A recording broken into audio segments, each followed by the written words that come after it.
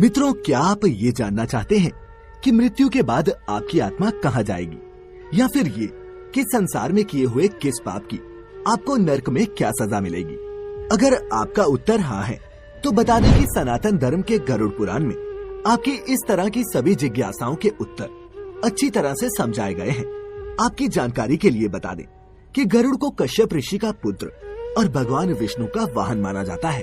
एक बार गरुड़ ने भगवान विष्णु से प्राणियों की मृत्यु, यमलोक यात्रा और नरक योनियों आदि के बारे में अनेक गूढ़ और रहस्ययुक्त प्रश्न पूछे, जिनके उत्तरों को संकलित कर ही ये पुराण रचा गया था। आज हम आपके लिए लेकर हाजिर है गरुड़ पुराण के इसी अनमोल ज्ञान की एक संकलन प्रस्तुति। मित्रों, वैसे तो सनातन धर्म में मृत्यु के बाद गरुड़ पुराण सुनने का विधान है, लेकिन अगर आपके मन में ये भी प्रश्न है कि क्या जीते जी गरुड़ पुराण को पढ़ना या सुनना उचित है, तो इसके उत्तर के साथ ही शुरुआत करेंगे आज की इस वीडियो की। नमस्कार और द डिवाइन टेल्स पर आप सभी का एक बार फिर स्वागत है। क्या जीते जी गरुड़ पुराण पढ़ना चाहिए? गरुड़ पुराण में भगवान विष्णु और उनके वाहन गरुड़ के बीच बातों का वर्णन किया गया है।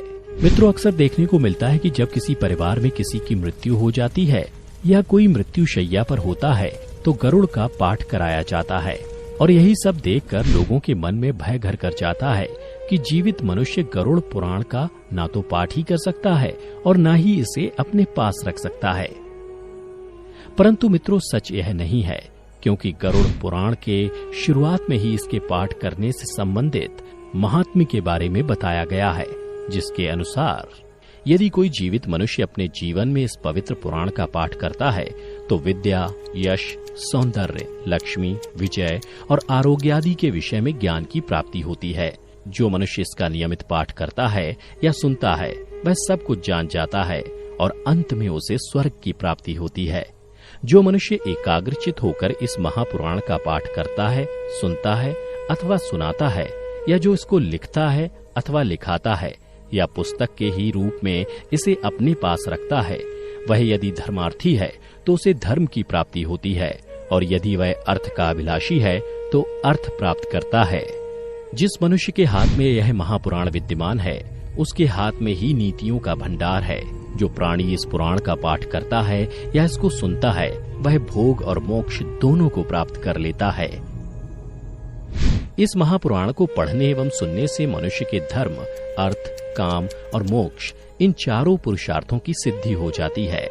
इस महापुराण का पाठ करके या इसको सुनकर पुत्र चाहने वाला पुत्र प्राप्त करता है तथा कामना की इच्छुक अपनी कामना प्राप्ति में सफलता प्राप्त कर लेता है। बंध्या स्त्री यानी जिस स्त्री को संतान सुख ना मिला हो वह पुत्र, कुंवारी कन्या सज्जन पति तथा भोग चाहने वाला भोग प्राप्त करता है। विद्यार्थी को विद्या, विजय गोषु को विजय, ब्रह्मत्यादि से युक्त पापी पाप से विशुद्धि को प्राप्त होता है। इतना ही नहीं, मंगल कामना करने वाला व्यक्ति अपना मंगल, गुणों का इच्छुक व्यक्ति गुण, काव्य करने वाला अभिलाषी मनुष्य कवित्व शक्ति और जीवन का सार तत्व चाहने वाला व्यक्ति सार तत्व प्राप्त करता है। ज्ञानार्थी संपूर्ण संसार का मर्दन करने वाला ज्ञान प्राप्त करता है। पक्षी श्रेष्ठ गरुड़ के द्वारा कहा गया यह गरुड़ पुराण धन्य है। यह तो सबका कल्याण करने वाला है। जो मनुष्य इस महापुराण के एक श्लोक का पाठ करता है उसकी अकाल मृत्यु नहीं होती। इसके मात्र आधे श्लोक का पाठ करने से निश्चित ही शत्रु का क्षय हो जाता है। इसलिए यह गरुड़ पुराण मुख्य और शास्त्र सम्मत पुराण है। विष्णु धर्म के प्रदर्शन में गरुड़ पुराण के समान कोई दूसरा पुराण नहीं है। जैसे देवों में जनार्दन श्रेष्ठ हैं, वैसे ही पुराणों में यह गरुड़ पुराण हरि के तत्व निरूपण में मुख्य कहा गया है। इस गरुड़ पुराण में हरि ही प्रतिपाद्य हैं, इसलिए हरि ही नमस्कार करने योग्य हैं, हरि ही शरण्य हैं और वे हरि ही सब प्रकार से सेवा करने योग्य हैं। यह गरुड़ पुराण बड़ा ही पवित्र और पुण्यदायक है। यह सभी पापों का विनाशक एवं सुनने वालों की समस्त कामनाओं का पूरक है। इसका सदैव श्रवण करना चाहिए। जो मनुष्य इस महापुराण को सुनता या इसका पाठ करता है, यह निष्पाप होकर यमराज की भयंकर यातनाओं को तोड़कर स्वर्ग को प्राप्त करता है। तो मित्रों, अब आप ही बताइए कि ये कैसे संभव है कि अगर कोई मनुष्य अपने जीवन काल में इस पवित्र पुराण का नियमित पाठ करता है तो उसके साथ कोई अशुभ चीज हो। दोस्तों, अगर मेरी माने तो ये महज एक भ्रम है। और कुछ भी नहीं। इसलिए बिना किसी भय के अगर संभव हो तो इस पवित्र पुराण का नियमित पाठ करें और अपने जीवन को खुशहाल बनाएं। इस महापुराण का नियमित पाठ करने का सबसे बड़ा लाभ ये है कि मनुष्य जीवन और मृत्यु के बाद होने वाले रहस्यों को बड़ी ही आसानी से समझा जा सकता है, क्योंकि गरुड़ पुराण में मनुष्य द्वारा जीवित रहते हुए किए जाने वाले कर्मों के बारे में बताया गया। अर्थात बताया गया है कि कौन सा कर्म अच्छा है और कौन सा बुरा। इसके अलावा इस पुराण में मृत्यु के बाद मिलने वाली सजाओं के बारे में भी बताया गया है। यानी ये कहा जा सकता है कि इस पुराण में वर्णित बातों को यदि संपूर्ण मानव जाति खुद में आत्मसात कर ले तो एक अच्छे समाज का निर्माण किया जा सकता है। मृत्यु के बाद आत्मा के साथ क्या होता है? गरुड़ पुराण में वर्णित कथा के अनुसार एक दिन भगवान विष्णु के वाहन गरुड़ उनसे पूछते हैं कि हे नारायण, मैं ये जानना चाहता हूँ कि मृत्यु के बाद आत्मा का क्या होता है और वह जीवात्मा कितने दिनों के बाद यमलोक पहुँचती है। तब श्रीहरि गरुड़ से कहते हैं, हे गरुड़, जब किसी जीव की मृत्यु होती है तब उसकी आत्मा 47 दिनों तक इधर उधर भटकने और कई यातनाओं को सहने के बाद यमलोक पहुंचती है। आगे वो ये भी कहते हैं कि जब किसी जीव की मृत्यु नजदीक आती है तो सबसे पहले उसकी आवाज जाती है और जब अंतिम समय आता है तो मरने वाले व्यक्ति को कुछ समय के लिए दिव्य दृष्टि मिलती है। इस दिव्य दृष्टि के मिलने के बाद मनुष्य सारे संसार को एक रूप में देखने लगता है। उसकी सारी इंद्रियां शिथिल हो जाती हैं, जिसके बाद मृत्यु के समय यमलोक से 2 यमदूत आते हैं। यमदूतों को देखते ही आत्मा डर से हाहा करने लगती है और शरीर से बाहर निकल जाती है। जैसे ही आत्मा शरीर को त्यागती है वैसे ही यमराज के दूत जीवात्मा के गले में पाश बांध देते हैं और फिर वो उस जीवात्मा को लेकर यमलोक चले जाते हैं। गरुड़ पुराण की माने तो अगर मरने वाली जीवात्मा पवित्र हो तो उसे परमात्मा खुद अपने वाहन से लेने आते हैं, लेकिन अगर आत्मा पापी हो तो उसे गर्म वायु और अंधेरे के रास्ते से गुजरना पड़ता है। पापी आत्मा को यमलोक पहुंचने पर कई प्रकार की यातनाएं दी जाती हैं। फिर उसी दिन उस आत्मा को आकाश मार्ग से वापस उसी घर में छोड़ दिया जाता है जिस घर में उसने अपना शरीर त्यागा था। घर आकर वह जीवात्मा अपने शरीर में फिर से घुसने का प्रयास तो करती है, लेकिन यमदूत के पाश से बंधे होने के कारण ऐसा कर नहीं पाती। आत्मा ना चाहते हुए भी अपनी अंतिम रस्मों को होते हुए अपनी आंखों से देखती है, यानी कि 12 दिनों तक आत्मा अपनों के बीच ही रहती है। 13वें दिन जब आत्मा का पिंडदान किया जाता है तब उसे यमदूत एक बार फिर से लेने आ जाते हैं। इसीलिए मित्रों, हिंदू धर्म में ऐसा माना जाता है कि मनुष्य की मृत्यु के 13 दिनों तक पिंडदान जरूर करना चाहिए। पिंडदान से सूक्ष्म शरीर को चलने की शक्ति मिलती है। फिर भी इसके बाद आत्मा का यमलोक तक का सफर कठिन ही रहता है। इसके बाद शुरू होती है वैतरणी नदी को पार करने की यात्रा। अगर मनुष्य ने जीते जी गौदान किया होगा तो उसी गाय की पूंछ पकड़कर वो वैतरणी नदी पार करता है। अन्यथा इस नदी को पार करते समय भी पापी जीवात्मा को कई यातनाओं से होकर गुजरना पड़ता है। गरुड़ पुराण में वैतरणी नदी को गंगा नदी का रौद्र रूप कहा गया है। इस नदी से हमेशा आग की लपटें निकलती रहती हैं, जिस कारणवश ये देखने में लाल प्रतीत होती है। इस नदी से गुजरते समय जीवात्मा को कई खतरनाक जीवों का दंश सहना पड़ता है। इससे गुजरते समय आत्मा को ऐसा महसूस होता है मानो जैसे कि कोई उसे इसमें डुबोना चाह रहा हो। वैतरणी नदी पार करते समय उसे पीठ से होकर गुजरना पड़ता है। इस तरह पापी जीवात्मा को इस नदी को पार करने में 34 दिन का समय और लगता है, जिसके बाद जीवात्मा यमदूतों के साथ यमलोक पहुंच जाती है, जहां उसे उसके कर्मों के अनुसार सजा भुगतने के लिए नरक में भेज दिया जाता है। इसके बाद आत्मा को सजा कैसे सुनाई जाती है और क्या क्या होता है, ये जानने के लिए ऊपर आई बटन पर क्लिक करके आप हमारी एक दूसरी वीडियो देख सकते हैं। इसीलिए मित्रों, अगर आप मृत्यु के पश्चात इस तरह के कष्टों को नहीं भोगना चाहते तो अपने जीवन काल में अच्छे कर्म करें, क्योंकि चाहे आप जिसके लिए भी जीवन भर बुरे कर्म करते रहें, ये याद रखिए कि मरने के बाद कष्टों को भोगने के लिए आपके साथ वहाँ कोई नहीं होगा। कैसा दिखता है यमलोक का मार्ग? गरुड़ पुराण के धर्मकांड के अनुसार यमलोक का मार्ग बड़ा ही दुर्गम है, परंतु पुण्यात्माओं के लिए सुखद और पापियों के लिए भयदायक है। गरुड़ पुराण की माने तो यमलोक के मार्ग का विस्तार 86,000 योजन में है। जो मनुष्य जीवित रहते दान करते हैं वे उस मार्ग में सुख से जाते हैं, और जो धर्म से हीन होते हैं वो उनको मृत्यु के पश्चात इस मार्ग में कई तरह की पीड़ा सहनी पड़ती है। पापी मनुष्य यमलोक के मार्ग में दीन भाव से जोर जोर से रोते चिल्लाते जाते हैं। इतना ही नहीं, यमराज के दूत भी इस मार्ग में पापी आत्मा पर चाबुक आदि से तथा अनेक प्रकार के आयुधों से उन पर आघात करते रहते हैं और वे इधर उधर भागते हुए बड़े कष्ट से उस पथ पर चल पाते हैं। वहाँ कहीं कीचड़ है, कहीं जलती हुई आग है, कहीं तपाई हुई बालू बिछी है, तो कहीं तीखी धार वाली शिलाएं हैं, कहीं कांटेदार वृक्ष हैं और कहीं ऐसे ऐसे पहाड़ हैं जिनकी शिलाओं पर चढ़ना अत्यंत दुखदायक होता है। उस मार्ग में कहीं कंकड़ हैं, कहीं ढेले हैं और कहीं सुई के समान कांटे बिछे हैं तथा कहीं बाघ गरजते रहते हैं। इस प्रकार पापी मनुष्य भांति भांति के क्लेश उठाते हुए यात्रा करते हैं। कोई पाश में बंधे होते हैं तो कोई अंकुशों से खींचे जाते हैं और किन्हीं की पीठ पर अस्त्र शस्त्रों की मार पड़ती है। इस दुर्दशा के साथ पापी उस मार्ग पर जाते हैं। किन्हीं की नाक छेद कर उनमें नकेल डाल दी जाती है और उसी को पकड़कर खींचा जाता है। कोई आंतों से बंधे रहते हैं और कुछ पापी अपने शिश्न के अग्रभाग से लोहे का भारी भार ढोते हुए यात्रा करते हैं। उस मार्ग में कहीं विश्राम के लिए छाया और पीने के लिए जल तक नहीं है। अतः पापी लोग जानकर या अनजाने में किए हुए अपने पाप कर्मों के लिए शोक करते हुए अत्यंत दुख से इस मार्ग में यात्रा करते हैं।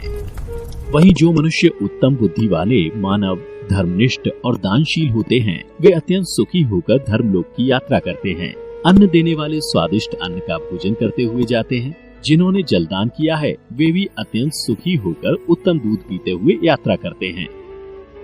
मट्ठा और दही दान करने वाले तत्संबंधी भोग प्राप्त करते हैं। साथ ही घृत, मधु और दूध का दान करने वाले पुरुष सुधा पान करते हुए धर्म मंदिर को जाते हैं। साग देने वाला खीर खाता है और दीप देने वाला संपूर्ण दिशाओं को प्रकाशित करते हुए जाता है। इतना ही नहीं, वस्त्र दान करने वाला पुरुष दिव्य वस्त्रों से विभूषित होकर यात्रा करता है। जिसने आभूषण दान किया है वह उस मार्ग पर देवताओं के मुख से अपनी स्तुति सुनाता हुआ जाता है। गोदान के पुण्य से मनुष्य सब प्रकार के सुख भोग से संपन्न होकर जाता है। घोड़े, हाथी तथा रथ की सवारी का दान करने वाला पुरुष संपूर्ण भोगों से युक्त विमान द्वारा धर्मराज के मंदिर को जाता है। जिस श्रेष्ठ पुरुष ने माता पिता की सेवा शुश्रूषा की है वह देवताओं से पूजित हो प्रसन्न चित्त होकर धर्मराज के घर जाता है। जो यतियों, व्रतधारियों तथा श्रेष्ठ ब्राह्मणों की सेवा करता है वह बड़े सुख से धर्मलोक को जाता है। जो संपूर्ण भूतों के प्रति दया भाव रखता है वह द्विज देवताओं से पूजित हो सर्वभोग संबंधित विमान द्वारा यात्रा करता है। विद्या दान में तत्पर रहता है वह ब्रह्मा जी से पूजित होता हुआ जाता है। पुराण पाठ करने वाला पुरुष मुनीश्वरों द्वारा अपनी स्तुति सुनता हुआ यात्रा करता है। इस प्रकार धर्मपरायण पुरुष सुख पूर्वक धर्मराज के निवास स्थान को जाते हैं। और जब ऐसी पुण्यात्मा यमलोक के द्वार पर पहुंचती हैं, तो धर्मराज 4 भुजाओं से युक्त हो शंख, चक्र, गदा और खड़ग धारण करके बड़े स्नेह से मित्र की भांति उस पुण्यात्मा पुरुष की पूजा करते हैं और इस प्रकार कहते हैं, हे बुद्धिमानो, मैं श्रेष्ठ पुण्यात्मा पुरुषो, जो मानव जन्म पाकर पुण्य नहीं करता है वही पापियों में बड़ा है और वह आत्मघात करता है। जो अनित्य मानव जन्म पाकर उसके द्वारा नित्य वास्तु धर्म का साधन नहीं करता वह घोर नरक में जाता है। उससे बढ़कर जड़ और कौन होगा। यह शरीर यातना रूप है और मल आदि के द्वारा अपवित्र है। जिस पर विश्वास करता है उसे आत्मघाती समझना चाहिए। सब भूतों में प्राणधारी श्रेष्ठ है। उनमें भी जो बुद्धि से जीवन निर्वाह करते हैं वे श्रेष्ठ हैं। उनसे भी मनुष्य श्रेष्ठ हैं। मनुष्यों में ब्राह्मण, ब्राह्मणों में विद्वान और विद्वानों में अच्छन बुद्धि वाले पुरुष श्रेष्ठ हैं। अचंचल बुद्धि वाले पुरुषों में कर्तव्य का पालन करने वाले श्रेष्ठ हैं और कर्तव्य पलकों में भी ब्रह्मवादी अर्थात वेद का कथन करने वाले पुरुष श्रेष्ठ हैं। ब्रह्मवादियों में भी वह श्रेष्ठ कहा जाता है जो ममता आदि दोषों से रहित हो। इनकी अपेक्षा भी उस पुरुष को श्रेष्ठ समझना चाहिए जो सदा भगवान के ध्यान में तत्पर रहता है। इसलिए सर्वथा प्रयत्न करके सदाचार और ईश्वर की भक्ति रूप धर्म का संग्रह करना चाहिए। धर्मात्मा जीव सर्वत्र पूजित होता है, इसमें संशय नहीं है। तुम लोग संपूर्ण भोगों के संपन्न पुण्य लोक में जाओ। यदि कोई पाप है तो पीछे यहीं आकर उसका फल भोगना। ऐसे दिव्य वचन कहने के बाद यमराज उन पुण्यात्माओं की पूजा करके उन्हें सदगति को पहुंचा देते हैं। वही पापियों को बुलाकर उन्हें काल दंड से डराते हुए फटकारते हैं। उस समय उनकी आवाज प्रलय काल के मेघ के समान भयंकर होती है और उनके शरीर की कांति कज्जलगिरी के समान जान पड़ती है। उनके अस्त्र शस्त्र बिजली की भांति चमकते हैं। जिनके कारण वे बड़े भयंकर जान पड़ते हैं। उनकी 32 भुजाएं हो जाती हैं। शरीर का विस्तार 3 योजन का होता है। उनकी लाल लाल और भयंकर आंखें बावड़ी के समान जान पड़ती हैं। सब दूत यमराज के समान भयंकर होकर गरजने लगते हैं। उन्हें देख पापी जीव थर थर कांपने लगते हैं और अपने अपने कर्मों का विचार करके शोकग्रस्त हो जाते हैं। उस समय यम की आज्ञा से चित्रगुप्त उन सब पापियों से कहते हैं, अरे ओ दुराचारी पापात्माओं, तुम सब लोग अभिमान से दूषित हो रहे हो। तुम अविवेकियों ने काम, क्रोध आदि से दूषित अहंकार युक्त चित्त से किस लिए पाप का आचरण किया है? पहले तो बड़े हर्ष में भरकर तुम लोगों ने पाप किए हैं, अब उसी प्रकार नरक की यातनाएं भी भोगनी चाहिए।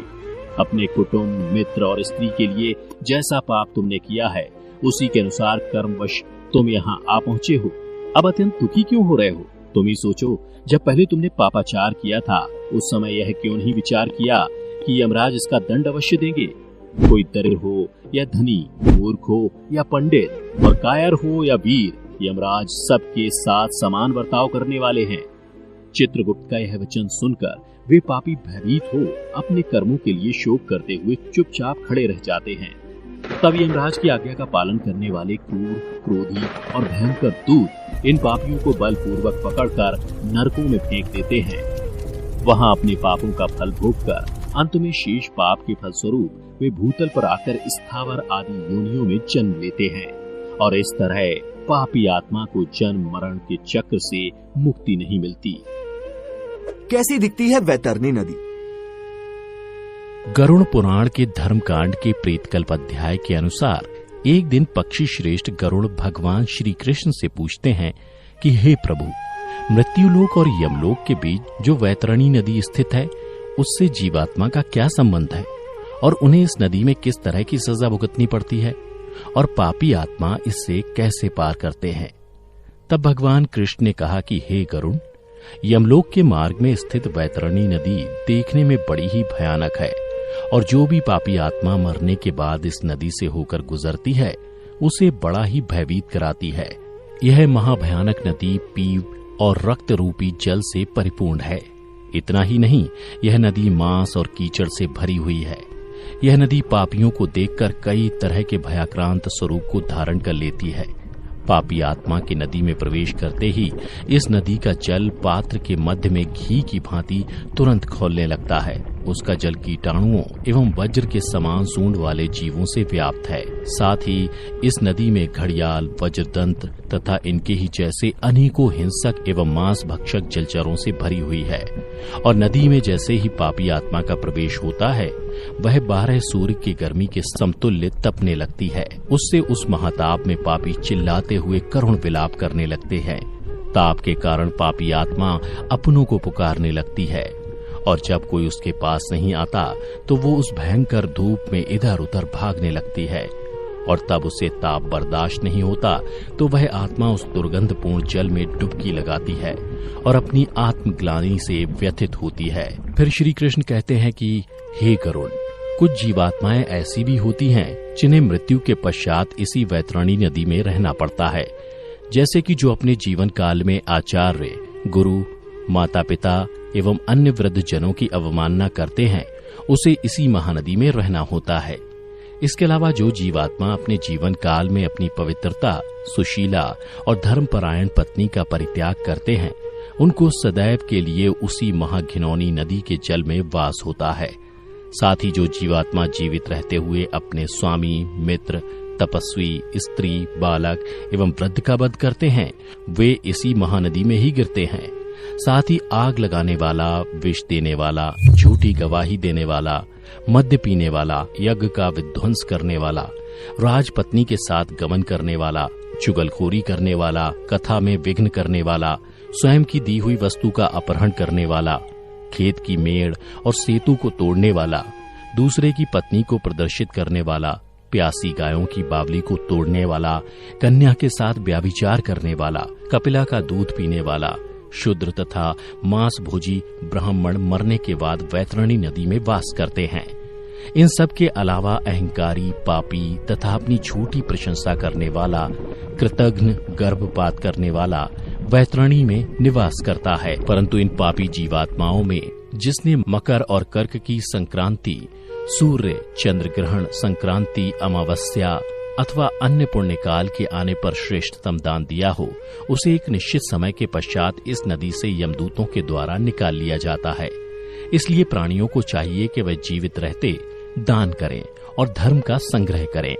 इसके अलावा जो जीवात्मा जीवित रहते हुए गोदान करता है, यानी काले अथवा लाल रंग को 2 काले रंग के वस्त्रों से आच्छादित करके ब्राह्मणों को दान दे देता है, उसे भी इस नदी की यातनाओं से मुक्ति मिल जाती है।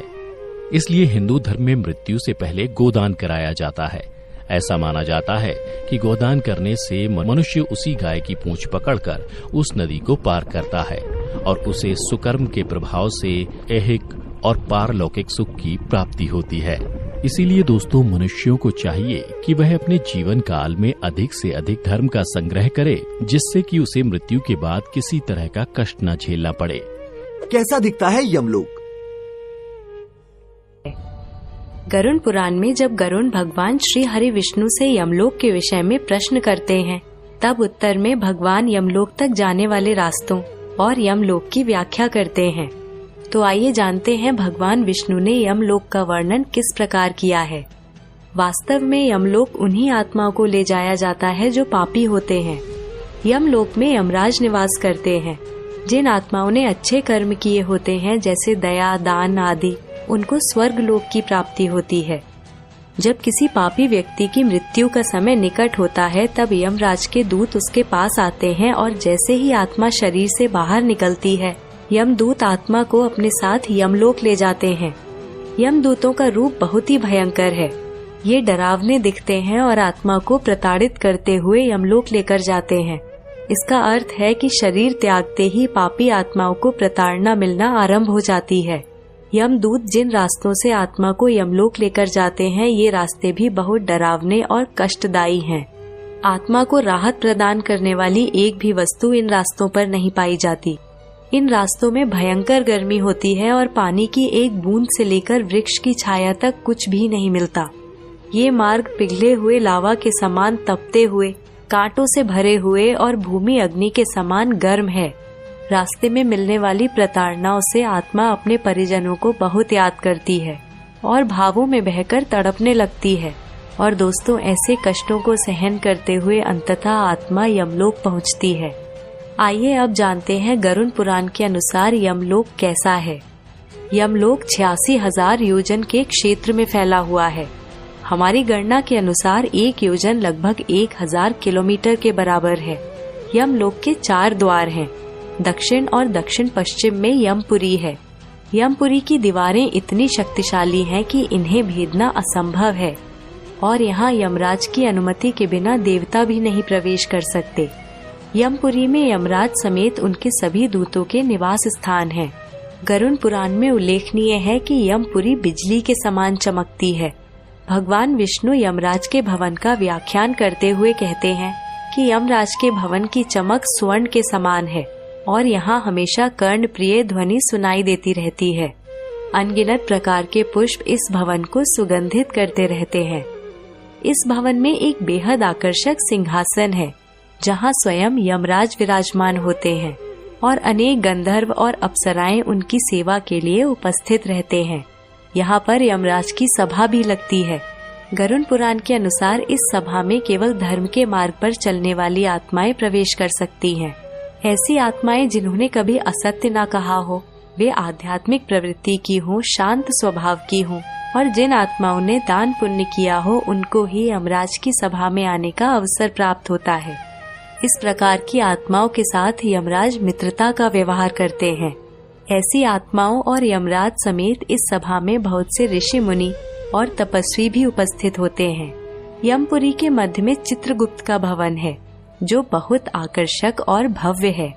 यहाँ हर समय वाद्य यंत्र बजते रहते हैं और इस भवन में मणियों और रत्नों का बहुत आकर्षक सिंहासन है, जिस पर बैठकर चित्रगुप्त आत्माओं के कर्मों का लेखा जोखा तैयार करते हैं और इसमें लिखित कर्मों के अनुसार ही आत्माओं को यातनाएं दी जाती हैं। कैसी होती है यमराज की सभा? गरुड़ पुराण के अनुसार जब भगवान श्री विष्णु ने अपने वाहन पक्षीराज गरुड़ को जीवन और मृत्यु का संपूर्ण रहस्य बता दिया, तब गरुड़ ने उनसे पूछा कि हे स्वामी, आपके पवित्र वचनों से मैं जीवन और मृत्यु का रहस्य तो जान गया, परंतु कृपया कर मुझे ये भी विस्तार से बताएं कि यमराज की वो सभा कैसी है जहां इंसानों, पृथ्वी लोक के अन्य प्राणियों की आत्मा को मृत्यु के बाद लाया जाता है और फिर यमराज की सभा में कार्यवाही के बाद उनके कर्मों के मुताबिक उन्हें सजा दी जाती है। तब भगवान विष्णु ने पक्षीराज गरुड़ को बताया कि हे पक्षी श्रेष्ठ, जैसा कि मैंने आपको बताया कि यमराज जिन्हें धर्मराज भी कहा जाता है वो यमपुरी में निवास करते हैं। यमराज का यह लोक 86,000 योजन यानी कि करीब 12 लाख किलोमीटर में फैला हुआ है। यमपुरी में यमराज जिस महल में निवास करते हैं उसे कालित्री के नाम से जाना जाता है। यमराज के इस भवन का निर्माण देव शिल्पी भगवान विश्वकर्मा द्वारा किया गया है। यहाँ यमराज की सभा होती है जिसमें आने वाली आत्माओं को उनके कर्मों के आधार पर न्याय मिलता है। इस राजमहल में यमराज जिस सिंहासन पर बैठते हैं उस सिंहासन को विचार भू कहा जाता है। यमराज का यह महल चौकोर है। देव शिल्पी भगवान विश्वकर्मा द्वारा बनाया गया यह महल 1000 योजन में फैला हुआ है। देखने में ये महल चमकती हुई बिजली और सूर्य के तेजस्वी स्वरूप के समान पूरी दिव्यमान है। उस पुरी में धर्मराज का जो भवन है वह स्वर्ण के समान कांतिमान है। 500 योजन ऊंचा और 1000 खंभों वाला यमराज का यह भवन कई तरह की मड़ियों से सुसज्जित है। सैकड़ों घंटों की ध्वनियां उस भवन में हमेशा गूंजती रहती हैं। यहाँ पर शीतल मंद वायु बहती रहती है जिनके बीच अनेक प्रकार के उत्सव और व्याख्यान होते हैं। धर्मराज का यह लोक अभेद माना जाता है। यह लोक इतना सुरक्षित है कि यहाँ असुर तो क्या देवता भी यमराज की मर्जी के बिना प्रवेश नहीं कर सकते। यमराज की सेवा में लगे दूतों को यमदूत कहा जाता है। यमलोक के द्वारपाल को धर्मध्वज कहा जाता है। यहाँ महांड और काल पुरुष नाम के 2 प्रमुख रक्षक हैं। यमलोक में मृत आत्माओं के प्रवेश के लिए 4 द्वार बनाए गए हैं। मृत्यु के बाद आत्मा को यमदूत मृतक के कर्मों के अनुसार उचित दरवाजे से प्रवेश कराते हैं। सात्विक विचारों वाले, माता पिता गुरुजनों का आदर करने वाले और सत्यवादी लोगों को पूर्व के दरवाजे से प्रवेश मिलता है। वहीं साधु संतों को उत्तर के द्वार से प्रवेश मिलता है और दान पुण्य करने वाले व्यक्तियों को पश्चिम द्वार से प्रवेश मिलता है, जबकि दक्षिण द्वार से पापियों को प्रवेश मिलता है। उत्तरी द्वार से जो भी आत्मा यमलोक में प्रवेश करती है उसे किसी भी तरह की कार्यवाही का सामना नहीं करना पड़ता। अर्थात इस द्वार से प्रवेश का अर्थ है कि उस आत्मा को सीधे स्वर्ग में स्थान मिल जाता है। इतना ही नहीं, इस द्वार से प्रवेश करने वालों का स्वागत स्वयं अप्सराएं करती हैं। इसके अलावा यमलोक के मध्य भाग में यमराज के सहायक चित्रगुप्त का भवन बना हुआ है जिसका विस्तार 25 योजन है, जिसकी ऊंचाई 10 योजन है। चित्रगुप्त का यह भवन लोहे की सरियों द्वारा चारों ओर से घिरा हुआ है। इसमें आने जाने के लिए सैकड़ों गलियां हैं और सैकड़ों पताकाओं से यह सुशोभित रहता है। सैकड़ों दीपक इस भवन में प्रज्वलित रहते हैं। इतना ही नहीं, चित्रगुप्त के इस भवन को सुंदरतम चित्रों से सजाया गया है। इस भवन में मुक्तामणियों से निर्मित एक दिव्य आसन है जिसके ऊपर बैठकर चित्रगुप्त मनुष्यों तथा अन्य प्राणियों की आयु गणना करते हैं। साथ ही कोई भी प्राणी जो कर्म करता है वह सब कुछ चित्रगुप्त लिखते हैं। चित्रगुप्त के अलावा यमराज की सभा में कई चंद्रवंशी और सूर्यवंशी राजा होते हैं जो सलाहकार की भूमिका निभाते हैं। इनकी सलाह पर ही यमराज सजा का निर्धारण करते हैं और मृत्यु के बाद जब मृत आत्मा को यमलोक लाया जाता है तो पृथ्वी लोक की तरह ही यहाँ भी सभा का आयोजन किया जाता है, परंतु यहाँ किसी तरह का भेदभाव नहीं किया जाता। मृत आत्मा को यमराज की सभा में पहुंचते ही चित्रगुप्त एक एक कर उसके कर्मों के बारे में सभा में पढ़कर सुनाते हैं। फिर यमराज अपने सभी सभासदों से सलाह मशवरा करने के बाद उस आत्मा के लिए दंड का निर्धारण करते हैं, जिसके बाद आत्मा को दंड भुगतने के लिए नरक में भेज दिया जाता है। और अगर कोई आत्मा अपने जीवन काल में पाप से अधिक पुण्य अर्जित किया रहता है तो उसे स्वयं यमराज स्वर्गलोक के प्रवेश द्वार तक छोड़ आते हैं। लेकिन दर्शकों, आपको ये भी बता दूं कि मृत्यु के पश्चात जब आत्मा को यमलोक ले जाया जाता है तो उन्हें अपने कर्मों के हिसाब से मार्ग में भी कई तरह की यातनाओं का सामना करना पड़ता है, क्योंकि ऐसा माना जाता है कि मृत्यु लोक से यमलोक तक का मार्ग बड़ा ही दुर्गम है।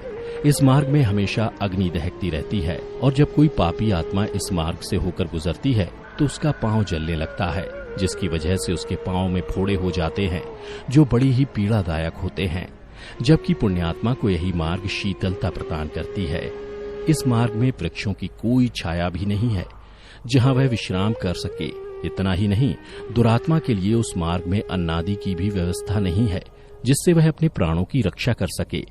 इस मार्ग में जल होते हुए भी पापी आत्मा को जल दिखाई नहीं देता जिससे वह अपनी प्यास बुझा सके, जबकि पुण्य आत्मा को इस मार्ग में वह सब कुछ मिलता है जो उसने जीवित रहते हुए दान किया था।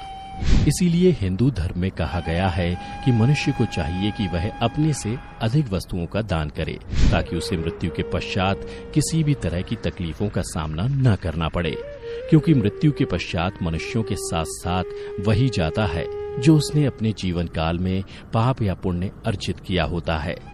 कैसे मिलता है स्वर्ग और नर्क? गरुड़ पुराण के धर्मकांड के प्रेत कल्प भाग में मृत्यु के बाद मृत आत्मा के साथ होने वाले सभी कार्यों का वर्णन किया गया है। इसी भाग पक्षी श्रेष्ठ गरुड़ के पूछने पर भगवान श्री हरि अर्थात विष्णु जी ने मृत्यु के पश्चात कैसी आत्मा को कहाँ जगह मिलती है इसके बारे में भी बताया है। गरुड़ पुराण के अनुसार जो मनुष्य जीवित रहते गलत काम करते हैं या फिर दुष्ट होते हैं वो नरक जाते हैं, और जो लोग अच्छा काम करते हैं वह स्वर्ग जाते हैं। स्वर्ग जिसे देवताओं का निवास स्थान माना जाता है। जो बुरे कर्म करते हैं उन्हें नरक में ले जाकर बहुत ही बुरी तरीके से दंडित किया जाता है, जबकि अच्छे कर्म करने वाले मनुष्यों को स्वर्ग में सभी तरह की सुख सुविधाएं उपलब्ध कराई जाती हैं। भगवान विष्णु बताते हैं कि जिन आत्मा को स्वर्ग में स्थान मिलता है उन्हें यमराज स्वयं अपने भवन से स्वर्ग के द्वार तक छोड़ने आते हैं, जहां अप्सराएं उनका स्वागत करती हैं। इसके अलावा ऐसे लोग जो दूसरों के बारे में सोचते हैं और जीवन भर परोपकार करते हैं उन्हें मृत्यु के पश्चात बिना किसी संदेह के स्वर्ग मिलता है। वहीं जो लोग सिर्फ अपने बारे में सोचते हैं और जीवन भर किसी दूसरे का हित नहीं करते, ऐसे मनुष्यों को मृत्यु के पश्चात नरक में स्थान मिलता है, जहां यमदूत उन्हें कई तरह की यातनाएं देते हैं। साथ ही जो लोग समाज के लिए कुएं, तालाब, प्याऊ और मार्ग आदि का निर्माण करवाते हैं उन्हें भी मृत्यु के बाद स्वर्ग में ससम्मान स्थान दिया जाता है। वहीं जो लोग कुएं, तालाब, प्याऊ और मार्ग आदि को हानि पहुंचाते हैं, ऐसे दुष्ट लोगों को मृत्यु के पश्चात नरक में ले जाया जाता है। इतना ही नहीं, जो मनुष्य अपना पेट दूसरों से झूठ बोलकर भरते हैं या फिर कोई गलत काम करके भरते हैं उन्हें भी नरक में स्थान मिलता है। गरुड़ पुराण में आगे विष्णु जी बताते हैं कि जो मनुष्य स्त्रियों का सम्मान करता है, कन्या को बोझ नहीं बल्कि देवी लक्ष्मी का रूप मानकर उसकी पूजा करता है, आत्महत्या जैसा प्रकृति विरुद्ध कदम नहीं उठाता बल्कि प्रकृति के द्वारा निश्चित जीवन चक्र को पूरा कर मृत्यु को प्राप्त करता है, उसे भी मृत्यु के पश्चात स्वर्ग की प्राप्ति होती है। वहीं जो मनुष्य किसी स्त्री की हत्या करते हैं, आत्महत्या, गर्भ हत्या, ब्रह्म हत्या, गौ हत्या करते हैं या फिर किसी कन्या को बेच देते हैं या फिर अपने लोभ के लिए झूठ बोलते हैं, ऐसी आत्मा को नरक में जगह मिलती है। इन सब के अलावा गरुड़ पुराण में बताया गया है कि जो लोग धर्म के अनुसार आचरण करते हैं, ऋषि मुनियों का आदर करते हैं और वेद पुराण का अध्ययन करते हैं, उन्हें भी मृत्यु के बाद स्वर्ग में स्थान प्राप्त होता है। जबकि जो लोग धर्म को नहीं मानते